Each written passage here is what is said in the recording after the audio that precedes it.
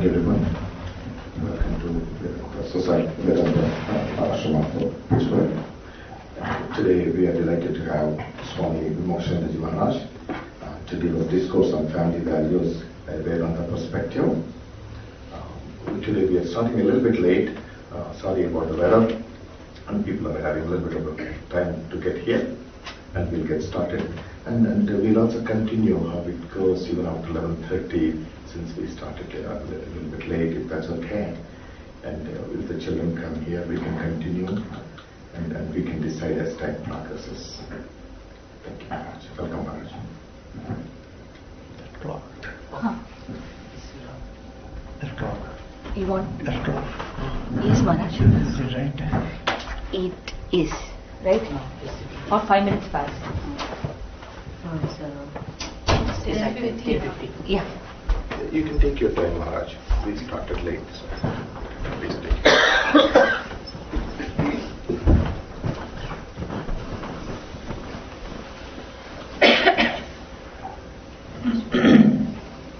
Some sound is there.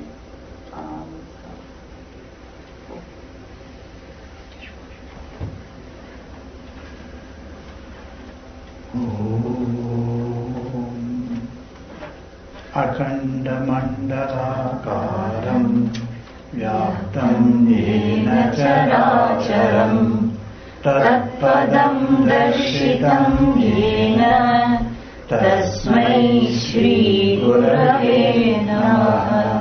हरिः ओम्. ॐ नमो भगवते Shri रामकृष्णाय.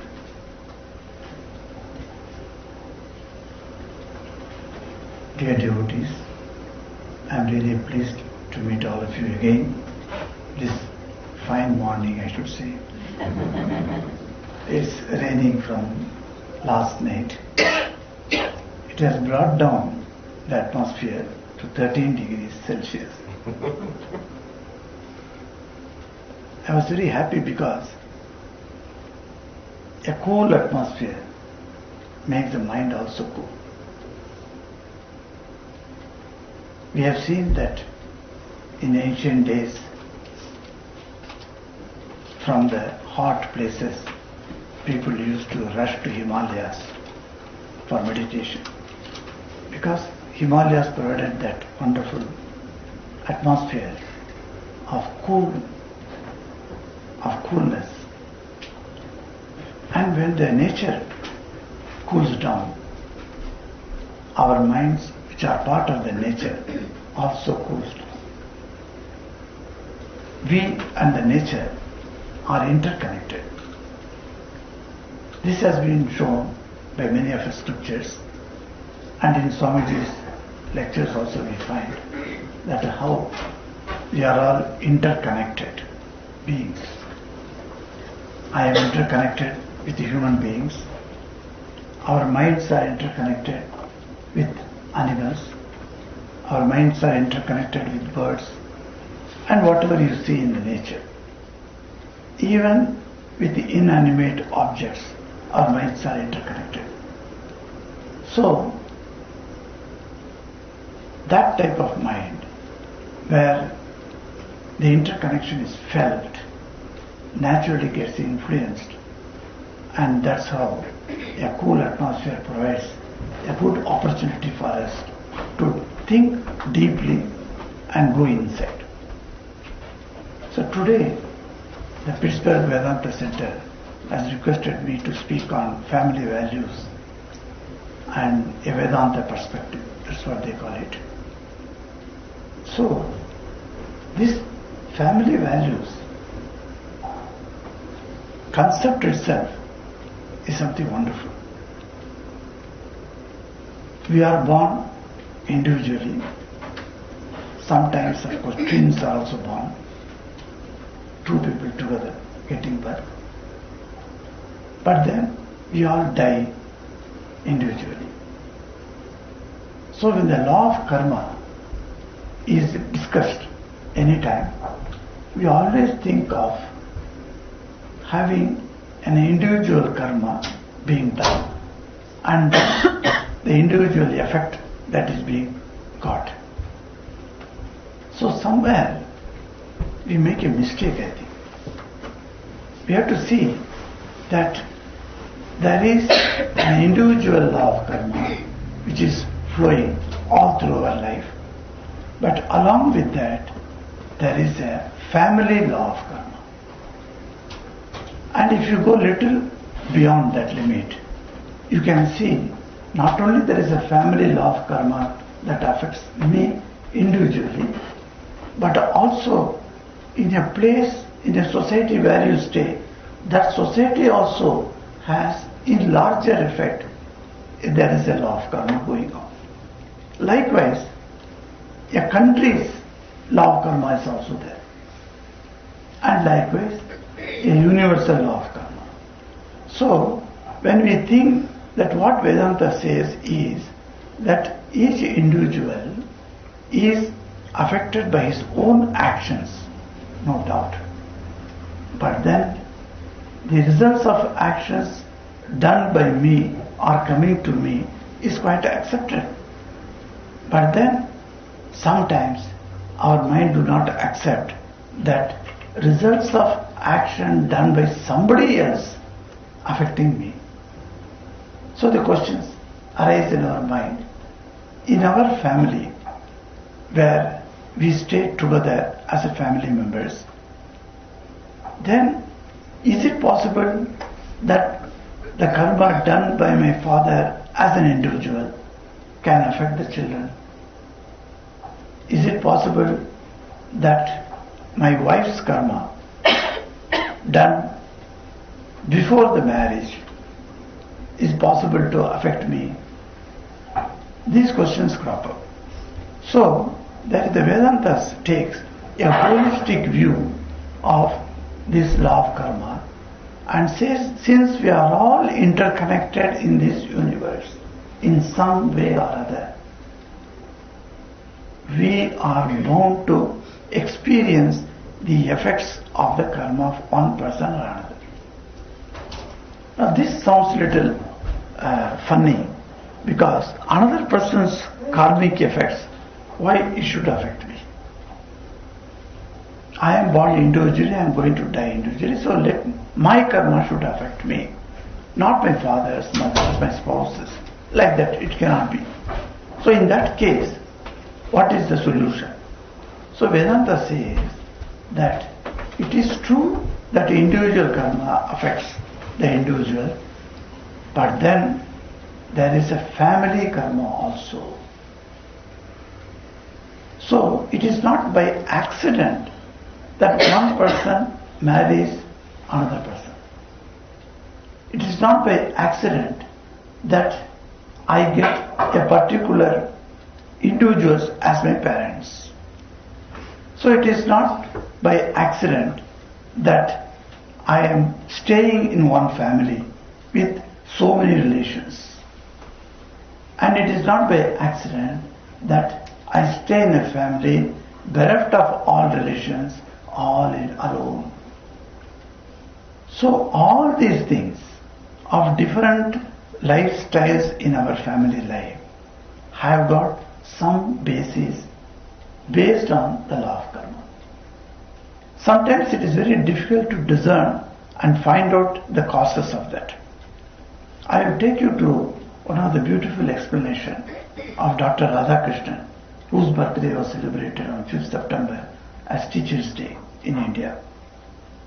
He writes that two individuals, a male and female coming together to establish a family, is based on their previous birth karma.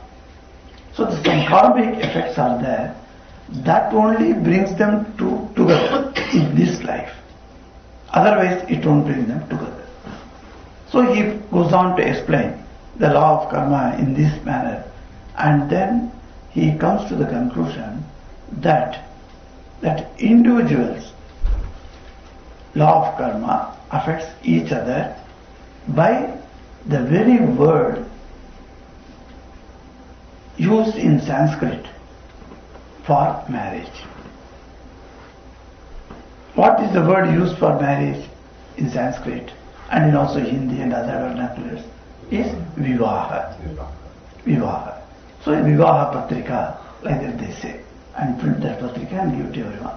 So that Vivaha means what? So he explains in this way that the very word is combination of two words, V plus Vah Dhatu, to Vah. So Vah means to carry, to take up, to burden oneself is called Vah, means Vahan. Vahan karna, Hindi में बोलते हैं ना, वाहन करना. So इसको लेकर जाना. So I take some heavy things on my shoulders and carry. So vahan, and from that only that which carries things and materials and men, women and children, that is called vahan. So anything vehicle is vahan. So vahan, from that word only this vahan word also has come, because it carries the burden, carries the weight of certain things. If 5 people sit in a car, 5 people's weight it carries. Not that the vehicle carries 5 persons. Like that sometimes you find in many of the lifts, they write 8 persons, so 1600 kg. Like that they write the weight also. So the lift carries the weight. So when we say that weight is being carried, that is called vahan. So this vaha, this vivaha word comes from the root with the meaning that I carry the burden of my spouse when I marry. Likewise, in marriage 2 people come together, so the other person also carries the burden of mine on her shoulder. So when man, woman and comes together, it is not merely a set marriage only to satisfy our desires or to satisfy the society's needs. Society needs are primarily important, but then more than that, 2 people come together to carry each other's karmic burden on their shoulders. That means a spouse is supposed to share the burden of her spouse or his spouse or partner. So now, this carrying the burden, what do they carry? What is the burden they carry? Because the boy and girl have not met earlier, so it is an arranged marriage. They have not met earlier, only on the marriage day they come and see. And then the life starts after that. So what do they carry? What is the burden that the girl gives upon that boy and the boy asks her to shoulder? It is the karmic effects of the past birth. The past karmic effects are lying there on a person, and which he has to carry all alone all these days. Now he is going to share it with his spouse. So the family, as a unit when it comes up, that family's entire burden is now bringing or brought to the children who enter into that family. So how does the children enter into that family? So Swamiji says in one place that the birth of the soul takes a unique route, as explained in Brihadaranyaka Upanishad. It takes a route of coming through the rains and getting into the plants, and men and women eat the plants, and then by eating the plants, the jiva gets into the womb of the mother through the father. So when this type of a way has been formed, then the jiva comes into the mothers. Now, the jiva, before it enters the womb of the mother, mother creates a house for it. If I have to come here, you must create a room for me. Otherwise, how will I come and stay?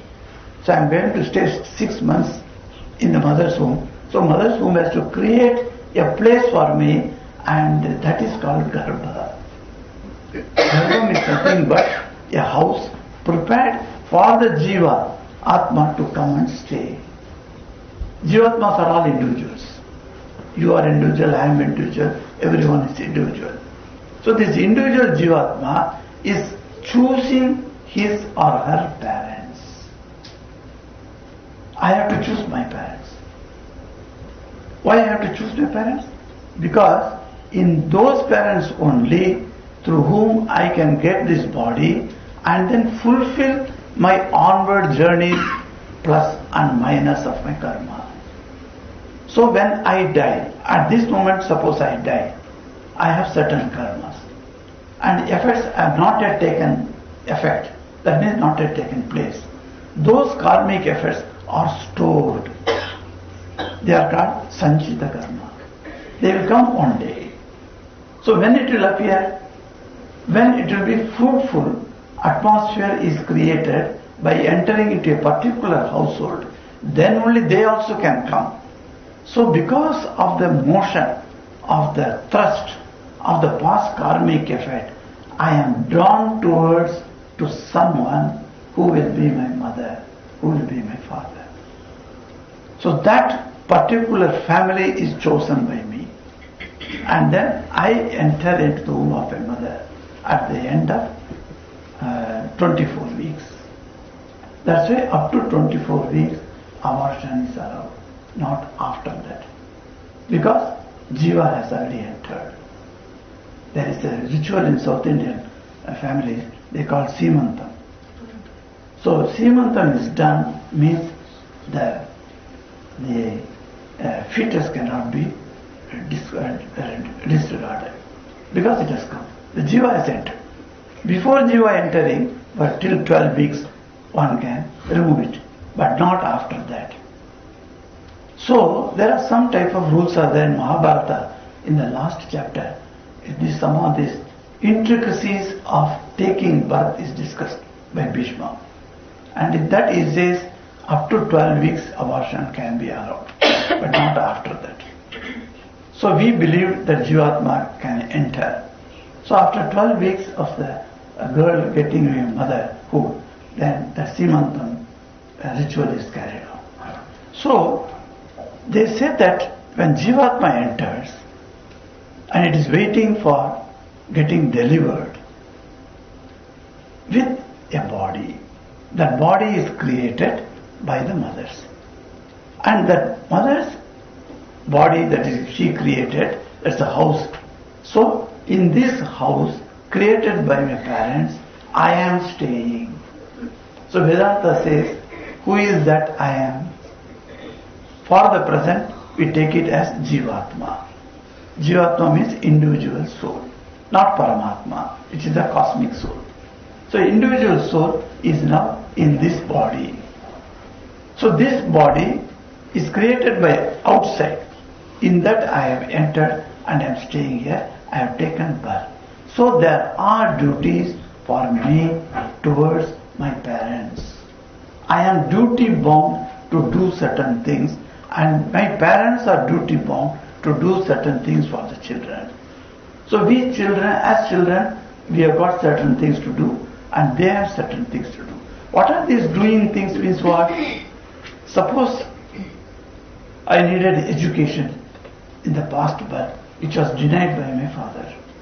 So in this birth, I am born to him so that he fulfills that duty. So he gives me education. So till I complete my education, he has to spend the money. He has to keep me well. And he has to look after me. So these are the duties imposed upon him by the past karmic effects where he neglected. You neglect your own sibling. What happens? That sibling will have to come into your life again to get that attention back.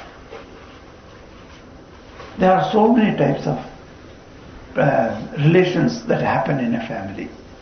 You know, we are all, say once after Ramnam, Ekadashi day, I was distributing Laddu, Hanuman's Prasad, to all his children. In Ranchi Sanatorium, we have about 150 staff and their families and their children. They stay within the campus. It's a huge sprawling campus about 285 acres of land. And there we have got different people, houses.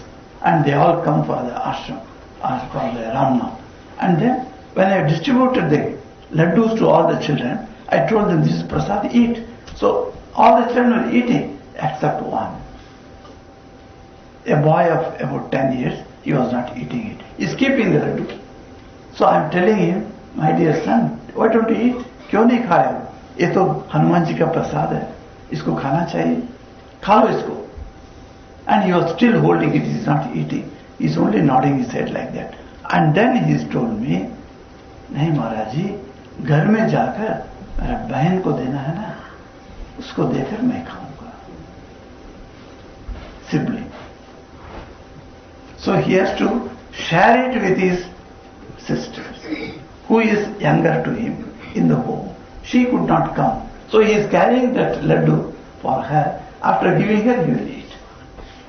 This sharing to sibling comes because there are some plus and minus left in the previous one. So if there are debits left, then you have to fulfill it. If credits left, you get it from your sibling. So in the true relation you will find in the brother and sister, you have to continue and expand this relation to the other relationships. Everywhere you will find something you need to give this birth, or something you have to take from them. This is called in accountancy language debit and credit. So if we say debits and credits are left, till the debits and credits are becoming zero, the relationship continues. Generally it is believed in 7 family life, the relationship between the husband and wife becomes zero. In the sense the debits and credits are completely fulfilled. So there is no balance left. So they say 7 births you have the same wife. You have the same jiva as your wife. For 7 births you have the same jiva as your husband. Because you are continuing. And the moment the continuation stops, God bless, continuation stops, and you think that no debit and credit left anymore, you find that, yes, there is nothing involved with you. So I am nobody to you, you are nobody to me. Because there is underlying secret of the debit and credit, we come together in a family. Likewise in a society. In this Vedanta society, 50 families are united together. They come together, they speak together, they eat together, they attend the programs. Because there is something collectively we have done to come together here. Otherwise we would be in another society or another place or not going at all, only happy with the ZTV. So whatever you are finding, that how you do it depends upon the past karmic effects that brings us together. So wherever togetherness feeling comes, there is a feeling that I am indebted to you or you are indebted to me. In South Africa, there is one center called Sydenham. There I went. First time I had gone in 2007, and I was sitting. So many people were sitting, about 250 people, and children were all seated in front. And one 5-year-old pretty girl, she was smiling at me all the time. I looked at her. Whenever my attention went to her, I found her smiling at me. So I was a little curious. She has been smiling all through my talk. So my talk was over, and then, they are very systematic people in South Africa. They keep a place. Anybody cannot come and do pranam just like that. You have to sit. You have to be. First time I learned also. From India I had gone. You can understand what indiscipline I have been brought into. And then there you got everything is discipline. And people will have to come line with their families and bow down. And there is a stool there where you have kept the chocolates. And I give the chocolate one by one. So when the girl's turn came, I held her hand and kept the chocolate. And she was still smiling at me. I said, "You are smiling at me?" She said, "Yes." I said, "Well, I don't know you and you don't know me. and she put a bombshell at that time. She looked at me and she's still holding my hand. She's telling, I know you, Maharaj, from past birth. 5-year-old girl. And the parents are standing next to her and they are stunned. They are telling, she never uttered this past birth in home any time. How is it at this moment she could utter those 2 words? Does she understand what is? Even we elders don't understand what is past birth. And that girl, very, very normally she pronounced it. As if it is a very normal word that she doesn't have any problem with pronouncing. As if she knows the whole thing. And that is it. So there is a give and take where balance is left, that we have to come together. One lady came to me in Ranchi. I was sitting in the office. So she came to me, to the office, so I made her sit. She's from Calcutta. Her husband has come for some seminar in Mekong. So she said, I took some time from the seminar to see you, to see the ashram also. So she has already gone around the ashram. It's a huge campus. She has gone around. And she came to office to meet me. So I offered her a cup of tea. She took the tea and we were talking, etc. And then she gave some donation to the ashram and then she was going out. So I went to see her off at the gate. So a building is like that, entrance is there. So I went through the steps and the car was there on the road. So I went up to the car to see her off. And I found somebody seated inside. So I didn't know who was there. So I told, hey, somebody is seated inside. Who is that? She just turned to me and said, my son. I said, your son? Why didn't you call him? He could have also taken a cup of tea. I didn't know that somebody else is there. Then she opened the door and said, Maharaj, look at him. I looked at him. I was stunned. The boy is sitting like this, about 25, 26-year-old. Growth is there. And he's putting his head like this. And saliva is flowing. And he doesn't understand where he is or what is he. And he's sitting like that. Then she turned to me and said, Maharaj, from the birth, my son is suffering like this. I have not left any stone unturned in taking him to the doctors. Nobody could cure him. I have gone to any sadhu, anywhere any sadhu come in, I went to see him and gave so much of pranamis. Nothing happened. So many temples I visited. Nothing happened. He is now 26. And he is like this. What karma I did? Why I should suffer for my son? If he is a different Jivatma, that is what she was discussing. So I told her, each one is a separate Jivatma. If that is so, why I should suffer? From his birth I have not seen a theatre. I have not seen a film. I have not gone for a vacation. And removing the saliva from his mouth is my constant duty. Why I should suffer? She is asking this question. I said, Mother, I cannot answer you now. When you come next time, in 2-3 sessions, we will see, and I will try to explain to you. And it cannot be explained just like that. It will be too theoretical if I tell you. So you come and you will feel them. And she went away. And then after again she came. In one of the discussions, I explained the plus and minus of each of us. I told her, have you read this book, Many Mansions, written by Gina Serminara? This book has been prescribed to us in training center as one of the books for essential reading. Every one of you sitting here must get that book, Many Mansions. That is the name of the book. The author is Gina Serminara. G-I-N-A, Gina Serminara, C-E-R-M-I-N-A-R-A. That book, it is about Edgar Cayce.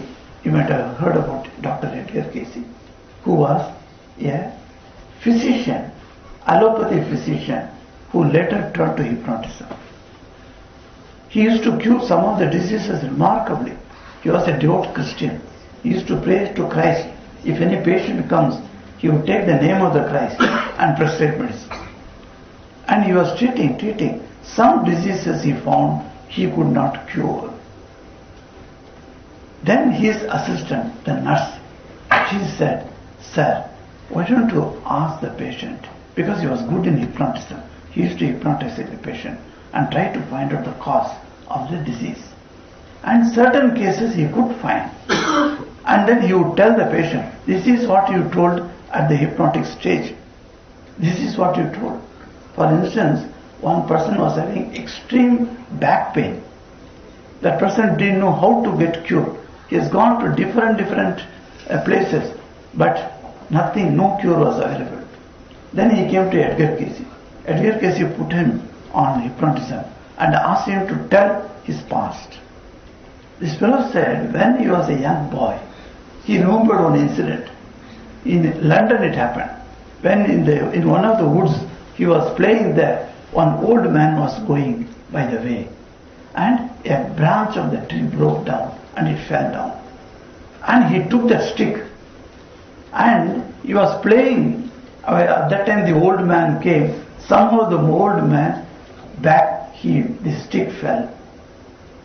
And he took it and he beat that old man at that back place.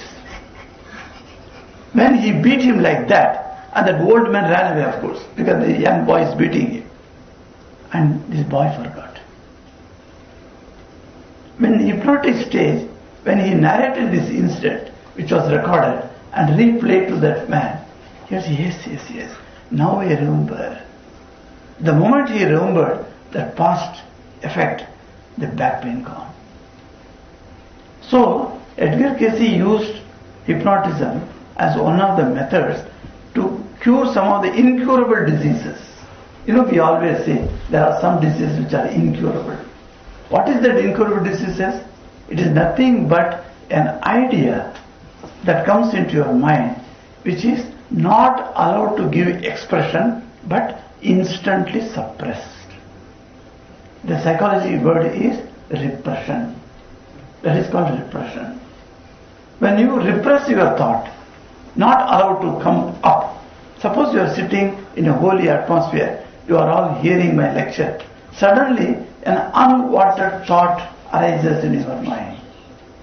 And you don't want the thought to take roots now because you are in a holy atmosphere. So immediately you allow it to get out.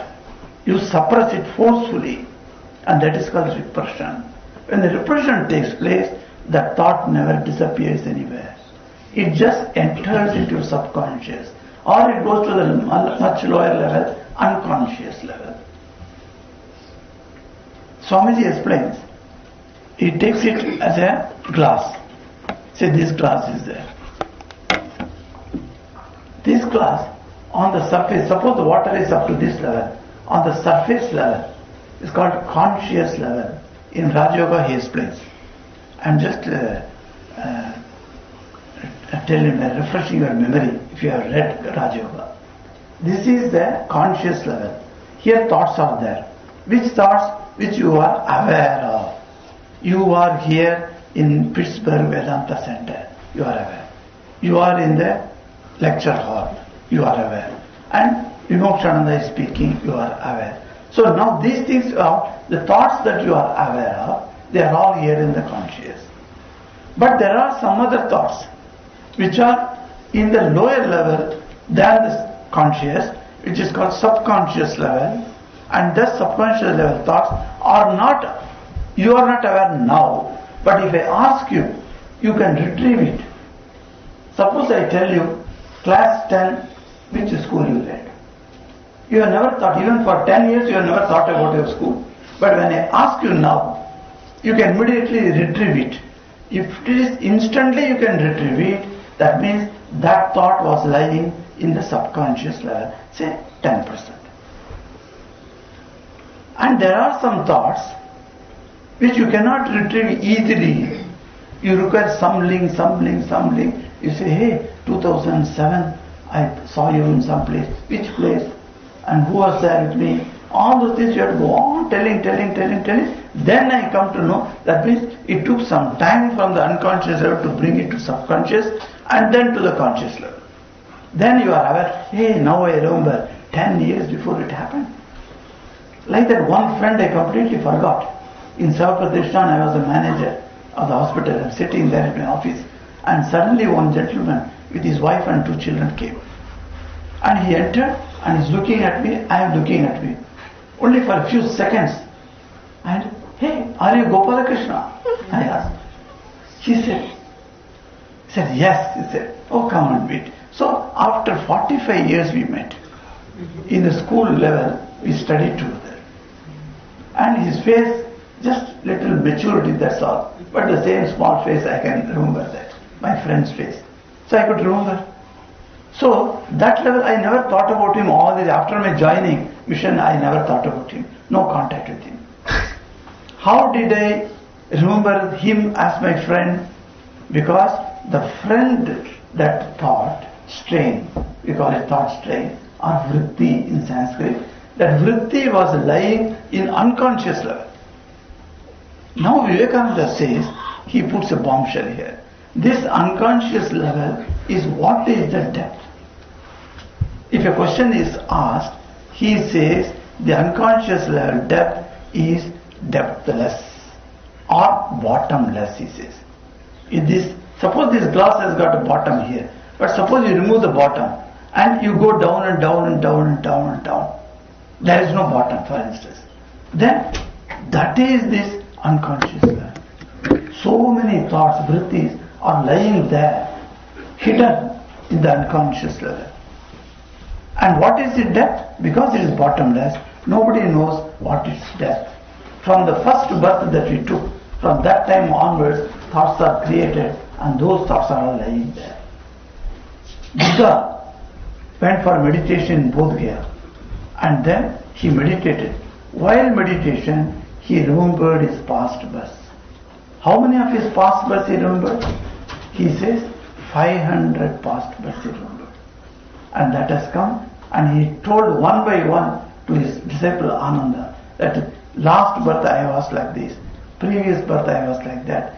Before that I was like a cobra head, king cobra. I was the king elephant. I was the lotus flower. I was the banyan tree. One by one he is telling. And that is called Jataka tales. You can get it from a library. Jataka tales. And you read that. Buddha recollects his past births, 500s of his births. And likewise, we also have births. Enormous numbers or infinite numbers, because we do not know from when we took. When was the first birth, we do not know. So all these past birth thoughts are lying in the unconscious level, which is bottomless pit, which Swamiji calls it abyss. It has got no end. And all the thoughts are true. That's why you find a very good man, for a moment suddenly becomes a bad man. How is that he becomes bad? So long he was being a good man. Because that conducive atmosphere to express his bad thought has come at that time. When the atmosphere is conducive, yes, that thought has arisen from the unconscious, come to the subconscious, come to the conscious level, and it has come out now. So likewise, in our relations, in our family's life, we find these unconscious level thoughts are also hidden. They don't come out unless conducive moments come. And then you choose. How do you choose? It is not your desire at all. It is the past life's karmic effects which are coming together and putting together, gaining a momentum and thrusting you towards a particular position where you come and meet your sister, brother, husband, father, mother, all the relations. They are all bound to me now. I was an individual, I thought. I am no more an individual after the wedding. I am a man of society, a man of a small family. And in that family, whoever comes there, as my children, as my parents, and whoever comes there, and they are all tied together by a string, and that string is called our karmic bandhan. So, with each and every one, we have got plus and minus, debit and credit, give and take. It happens. Otherwise, we will not come together. Eternally, we will be different, we will be unknown. But the moment we come to know one person, it is that karmic effect that has brought us together. My coming to Pittsburgh is not an accident. You must know that. Your meeting me today is not an accident. Likewise, you have been meeting many Swamis. They are not accident. You are all there at one time or other. Who knew when Ramakrishna was there, I must have been a small fly and touched his feet or body anywhere. So I got a human body. Who knows how we were there in Dakshineswar. So some of the things when you read in the gospel, you feel at least you know some of these things as if familiar. Though first time you are reading, you find familiarity. Why the familiarity comes? There are those thoughts are living in unconscious level. When they come up only we understand, oh, I have been to Dakshineswar. How was I do not know. As I told you, I must have been a fly to touch the body of Ramakrishna. So, that our plus and minus have to be worked out in family life. So Vedanta says, when you have a family, so it says, Matru Devo Bhava, Pitru Devo Bhava, Acharya Devo Bhava, Atiti Devo Bhava. This is what Vedanta teaches. It doesn't say you renounce your Mata and Pita and your Atitis and then you come out. It doesn't say. Then take care of them. Bhava means what? Become. Be. Bhava means be. Matru Devo Bhava. Matru means mother. Mother, be your God, your Deva. Father, be your God. Like that, guest, be your God. Guru, your Acharya, be your God. So, be your God. Be is Bhava. So, the Devo Bhava, be your God. Because we have to see that each one we come together in a family, we are all united. We are all connected with each other. So many mentions book, Jina Sarunara discusses some of the very valuable points. Why some people are born alone, no siblings? Why some are born in a big family? Why some are born with silver spoon in their mouth? Why some are born in shacks? Why some are denied certain pleasures? Why some choose to remain monks? All these things we have discussed from the point of a Hindu law of karma and Buddhist law of karma. She has taken from these two religions plenty of enormous ideas and then she puts it, which is very intelligible to modern man. The English is so beautiful and when you read it, you can see that every line is to be read and thought of. Such is the important book in our life. That will resolve many of our complexities in our mind. If you can resolve one by one complexities in your mind gets free. That much you are free from diseases. So many diseases, for that cause is our mental thoughts.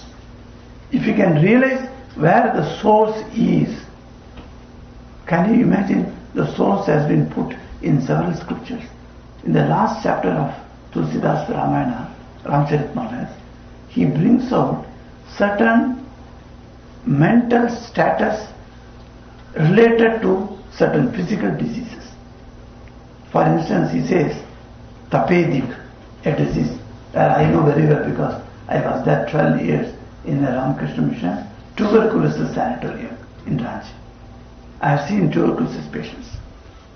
TB is called Tapedik in Hindi. So he uses the word Tapedik.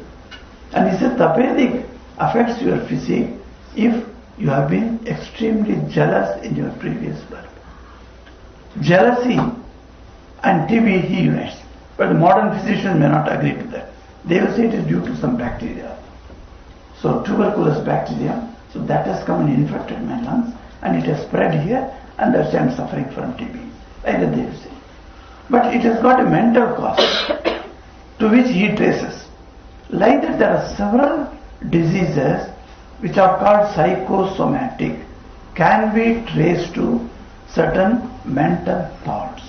If those thoughts can be found out and if they can be clarified and resolved the issues, then the disease also go away. So something is wonderful.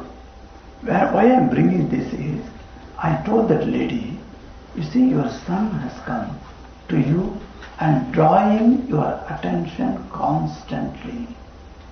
It is because you must have disregarded, not paid attention to that person in your past birth, whatever he be. Whether he was your brother, or he was your husband, or whether he was your child, whatever relation might be, you have disregarded 100%.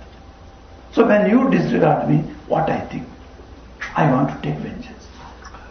Normal human being will see, oh, you disregarded me, I will see tomorrow. I will also disregard you.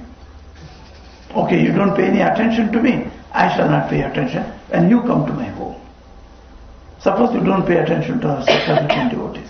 They will also say, when you come to South Africa, I will not pay attention to you. So this is a normal human feeling that comes. So you take vengeance. So that vengeance comes, and that is what happens for all our discordant notes in our life. Otherwise it should be very peaceful, very nice. Within the relations itself, how much fighting we do. Our mama, then all the relations you see, how difficult to cope up with the relations. Some people say, Maharaj, we are safe coming to a foreign country because we are away from all those relations. The relations were so terrible to us. You think you have escaped? If there are debits and credits balance, you have not escaped. After 60 years, perhaps you may have to go back to the same relations and get the deal worked out.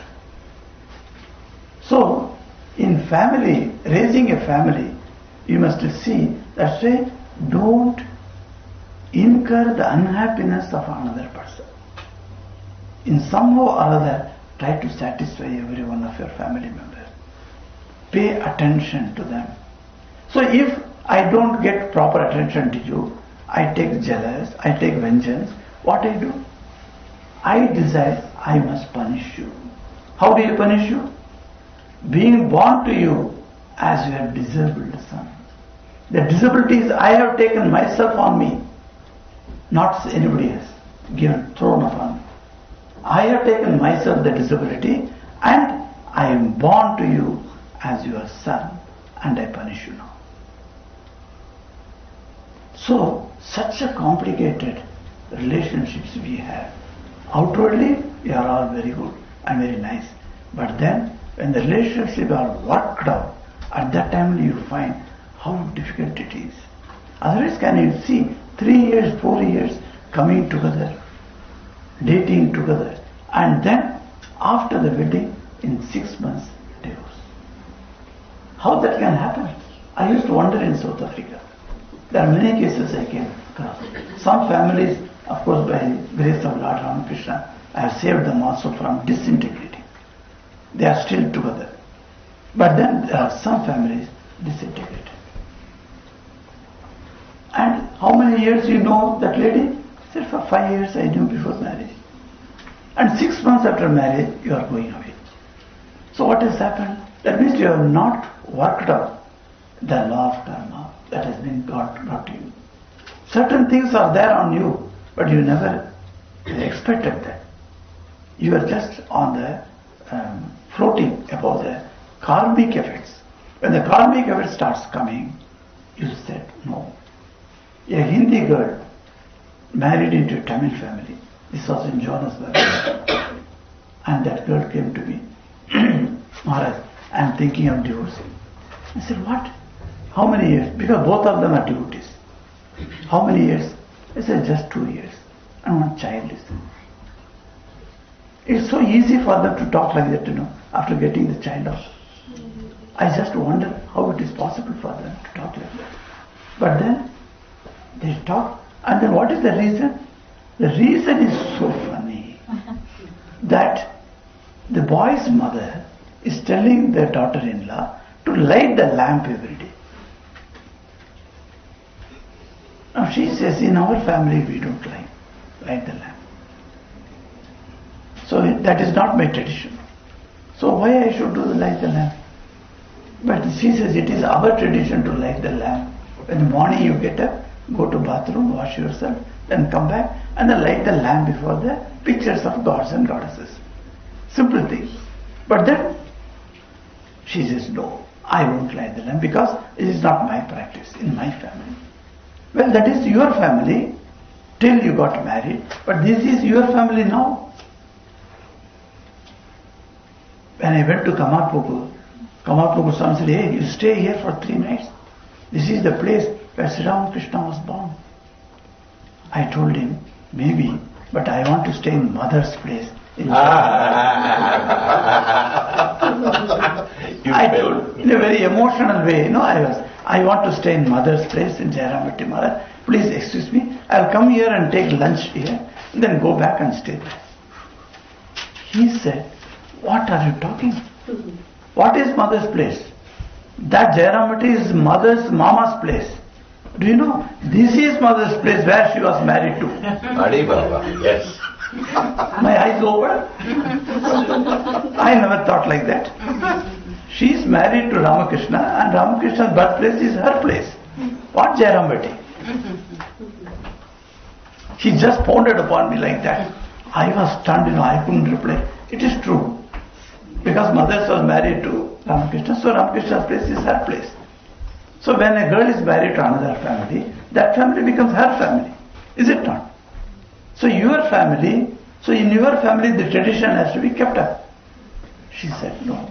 And it took 3 sessions for me to do the spiritual counseling to that girl and convince her that by doing that she doesn't lose anything, rather she gains the relationship. And she kept up finally. So you find simple things, how we can go discordant and we can differ from each other and can go to the extent of separating ourselves from the family. Rather, if you get into a family and in that family there are traditions are there, and if you follow without any problem and the traditions flow. And for that only the family system has come. Each one has got a tradition. When I was born, from the childhood onwards, after birth, after taking bath, immediately I had to put vibhuti. So even now I am following that, though it is no more required for me. But I put it on because I took bath, immediately I should put on. It's a tradition that has come to me. The Buddhistic monks I have seen, that Buddhistic tradition they still follow in our order. One Islamic Swami is there in our order, Swami Ganganandaji. Yes, he says, I do namaz, no problem. Christian monks, who were Christians earlier and now become Christian monks, they can do that prayer. So there is no bar for that. You can still be a Vedantic monk. So a Vedantic monk allows all the traditions, and the traditions, if it is good for you, good for the family, and good for your elders, please keep it up. Don't break it. That is one of the great things that we learn. And this will create a cohesion in family. And the more you get cohesive among the family members, the more your accounts are squared. The more your accounts are squared, the more you are on the path towards liberation. Otherwise, you come again and again into the samsara. So it is better to square up the accounts and get free one day. That's how Vedanta looks at these family values. So with this, I would like to get some feedback from you. You can either give it as a question or an observation or some remarks, whatever way you can participate.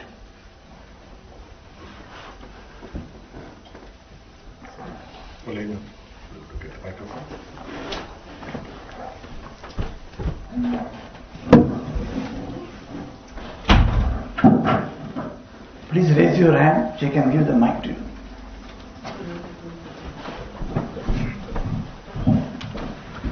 Thank you.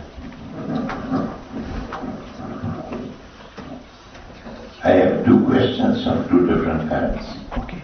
Maharaj, it looks like a very complex system where there are different levels of organization, like the parents, where you are born, then you marry, you have some long-term friendships, societies, your religious practices.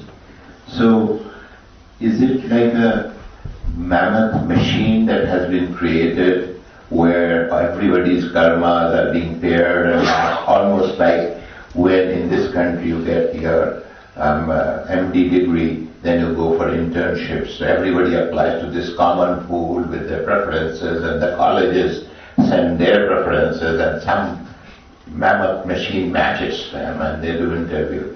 So you are saying, and I believe you, I believe you, but this extremely complex that not only my karma but my past karma and my working out and all of this. I know there is no way I can disprove it, but it looks too complicated. And so my question is, what's the proof? Agreed. The question is, yes, it is too complex. It is so complex, it bewilders us. It boggles in such a way that we are unable to grasp even one small portion of that. We are unable to solve. Only thing we know that if you touch fire, your fingers get burnt. This is the law of karma. Like that we can, in a simplified way, we can explain. But the law of karma is not so simple. It is so complex, and as if somebody has planned it for all the people. Who is that? So, Vedanta poses here, not a person, but a personality, which is called Ishvara. And that Ishvara is nothing but the combination of all the minds of all the jivas of this universe, which is called cosmic mind. So Hiranyagarbha. That Hiranyagarbha goes into sleep and dreams of a world, and that is the world we are now in. So Vedanta takes this concept into a different level and tries to prove in Advaita level that this universe does not exist at all. What is the proof? The proof is, this is after all a dream of the cosmic mind. Like as the individuals, as a Jivatma, we have our own mind and our own small mind, our own small dream. In that dream you are there. So Confucius said that, am I the Confucius dreaming now a butterfly and going from flower to flower? Or is the butterfly dreaming that it is Confucius? Which is the dream to be taken as true? One farmer, his son passed away. His wife comes and bangs him. Hey, your son has passed away, his body is lying there. You are not shedding tears. He said, my dear, yesterday night I had a dream. That a dream I was a king. I had 7 princes, and each prince died there. Should I weep for the lost princess or for this son? Which is dream I don't understand now. Whether as a king I am dreaming a farmer and lost my son. In the dream, should I weep for him? Or I am a farmer dreaming that I was a king, and should I weep for the 7 sons I lost? This is an example given by Sri Ramakrishna. We do not know what is true. So the entire is a dream world, and the cosmic mind arranges these things. And if you say cosmic mind arranges means somebody is looking at each one and putting like this 2 and 2 plus 4. No. It all falls into its places. When you want to go this way, the place becomes clear to you. You move on. Like that, in the cosmic, if you take a big plan, a motherboard, and see how the lines are moving into that. That's very meticulously done by somebody. And that somebody is Ishvara. That's what Vedanta says. As a personality. That's the first question. Second? Second question has two parts. Sometimes we dream things. I always thought dreams come because I have had some thoughts and or extrapolations of my experiences. But the dreams sometimes, some of the dreams I have are places and things and incidents which I have never ever could have happened to me. So then I say, oh, it is my mind's creation. And again Vedanta will say, yeah, that is a dream, this is a dream. But sometimes some of those are so tangible, etc. I sometimes wonder whether the Sukshma Sharira carried some of the impressions which I have expressed as dream. Is that right at all, or is just my imagination that for bizarre dreams I make it up? Bizarre not in any. So falling, etc., Western science explains. Why all the time I miss my train, I understand. All the time I miss my plane, I understand that. But there are other very complex things which I could never have had experience in my life. Is there anything Vedanta talks So about? Vedanta says those types of dreams that you have not experienced earlier in the present life were the thoughts associated with the past life. So past life, something you have done, some experience you have had, those thoughts have gone into the brain and put as a samskara, as a tendency, and those tendencies are likely to come out in this birth during the sleep time. And thank you so much. The second part of the same question is, it has happened to many people, and I have heard that it has happened in Swamiji's lives, and it has happened to many people. You go to a place, or you suddenly somebody says something, and immediately you remember, almost like this was supposed to have happened this way. It is almost like a deja vu, except that you know that it couldn't have happened before. And sometimes you go to a place or something, you say, yeah, this was supposed to be like that, and people are supposed to say like that. Is that again my fiction, or is it also from past life? No, it is not fiction. It is a past life. Yes. Because in Great Master, Sri Ramakrishna, the Great Master, Swami Sardhananji explains, as a young boy, he and Naren went to a place and they say, hey, this house we have seen earlier. Yes. That incident is quoted. Yes, he said. So certain things we should not know, and it has come to us from the past connection.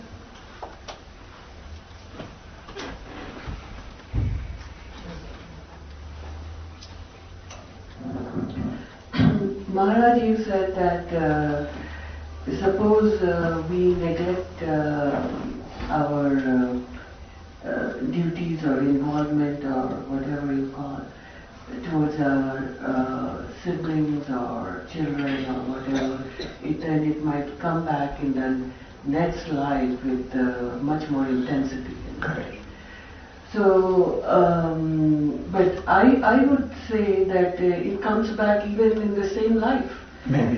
Because suppose I avoid the responsibilities of, say, my siblings.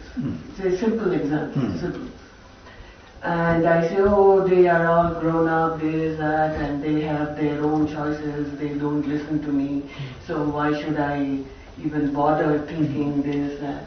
But, I can explain away like this my responsibility towards almost anyone to a certain extent. But then, I then form a mindset where I'm just thinking about myself. And then I find that after some time, even the people whom I was relying on, even I can't rely on them anymore. And then I get, then the same thing is happening in workplace, at home, everywhere. And then I might get mad, why? But then when I sit and analyze, I realize that it's not them, it's also me. Because from everyone I'm expecting the same thing that is just good for me. I'm not thinking about... You are giving to them. Yeah. Yes. And then if I think, oh, how did I get into this?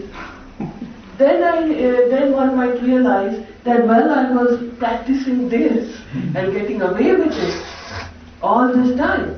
Yes. And it has become a habit. Very good. It's a very good thought. I would say that's very well analyzed. Yes. So we should not do that. I mean, See, yeah, even in this life. Even this life it should come, yes. Correct. It comes within this. You see, whatever thoughts that plus and minus or debit and credit has to come up must have a conducive atmosphere. If that conducive atmosphere comes in this life, that will come out. If it cannot come because of certain external reasons, then it has to be postponed to another time. So the time is of course infinite. You know, it is Anadi and Anand. Kal ka koi arambha nahi hai, koi ant nahi hai. So it is completely, so in that period, anywhere in the time scale it can come. Yes.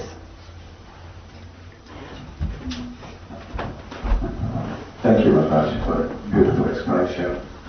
A couple of comments as well as questions I have, just for clarity. First question I have is, the people who talk about this the karmic retribution or karma, both at individual and collective level. And in the initially I thought you might have alluded even to the countries and say, you know, a decision gets made here to drop 2 atom bombs. Exactly. At Hiroshima and Very good Nagasaki. example. Would that be a collective karma? Correct. How do you explain it? That is a collective karma. You already explained. Yeah. That's Well, good. the second thing is that I see a constructive portion to this as well as somewhat not unhelpful portion to this. I mean, obviously there is no real way to prove or disprove because these are conceptual models at some level. Yeah, it is a law, but at the same time it's also, because of the complexity, it's also hard to prove, like, a law of gravity or some other simple law, as you mentioned, putting a finger in the fire or hand in the fire. So the question is, sometimes I truly used to get discouraged in India when I was growing up. A lot of things can be helped, but people don't lift a finger, just saying it's their karma, don't bother. Yes. So it becomes a sort of fatalism. Correct. And that's not very constructive for any society or family. Not at all. Then there's a lot of helplessness because of that, unfortunately. And that is the negative aspect of it. On the positive aspect, whether in the Vedantic concept or even Buddhist concept, or the concept of this wise living, how to make life a little bit more simpler, less complicated, and recognizing, because we are all vulnerable, Yes. always egos bumping into egos. This is my system of this thing, this is how I grew up, I don't light a lamp in my family, why should I do it now? We complicate life that way. Obviously, if we can use some of these techniques or thinkings or empathy, and even not knowing how much of it is unconscious, that 90-95% of what goes inside us is in unconscious realm. We only have at best 5 to 10% of the conscious realm or aware of it. And even then, many of things we cannot help it. But from a constructive point of view, both from Vedantic perspective as well as the principles alluded, it also helps us to avoid the ego battles and resolve things in a much more constructive way. Very good point you have raised, because one of the bad effects of this theory or put into practice was that his karma he should suffer. I shall not go and help him. But here only a very strategic way Swami Vivekananda brought the idea of helping others, serving others, he called it. And Ramakrishna also has raised. So, in that way, if you see, it is a new impetus for us from Swamiji that we learn that helpless people should be helped. ignorant people should be taught and diseased people should be healed. So all this, what came up because of that I do not know a person at all. Say I am sitting in a dispensary and giving out the medicines as prescribed by the doctors to some people. I do not know them at all. Anyway, no connection I can think of.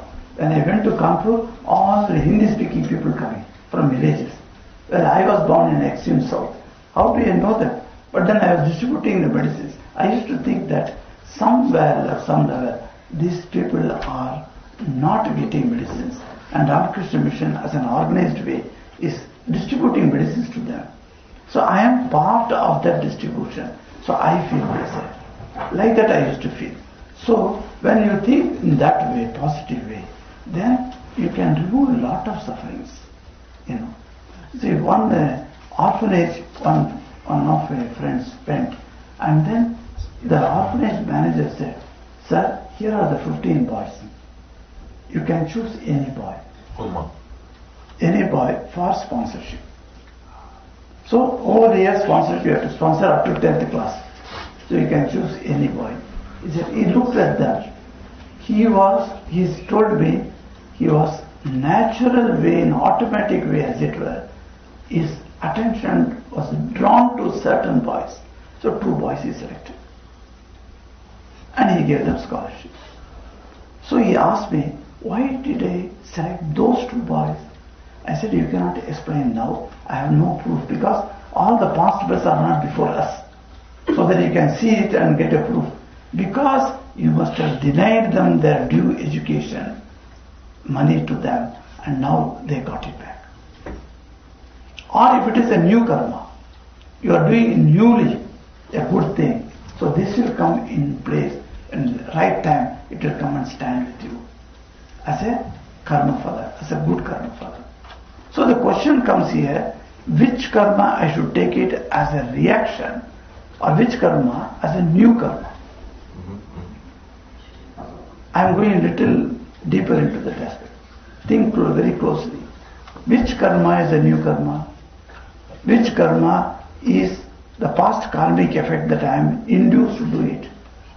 So one test is that you see that a particular action that you are going to do you have any options? So Vimokshananda is speaking today, you received that pamphlet and then you have decided to come. You are coming to this ashrama. At that moment a friend has arrived at your home. He says, let us go to some other place. You want to go some other place? Yes, okay. So when we want to go to that place, is it possible for you to avoid that? Or you are compelled and you are taken away there. So if you are able to exercise your will, no, I will go here only, I will not go there. If you decide like that, that exercise of will is possible, then there is a new karma. If you are drawn, in spite of your willing to come here, you are drawn by your friend to another place, that means it is the effect of the past karma. So whenever you enter into a new karma, you must understand that whether I have got options or not. If options are there, and you exercise your will, that's a new karma you are initiating. If you are compelled by forces of circumstances, then that is the effect of past karma. Thank you, Maharaj. So in that case, my friend is... Others also can hear. Okay, in that sense, at that moment, my friend is disappointed. Is that a bad karma? No. You see, that karma for you we are talking, not karma of your friend. Right. So for your friend, the perspective will be different, or it may be like that. Yeah. The friend has come, so he has not done that any good karma to have you as his company this time. Okay. But I So don't, he was denied. okay, but I don't incur You don't incur anything.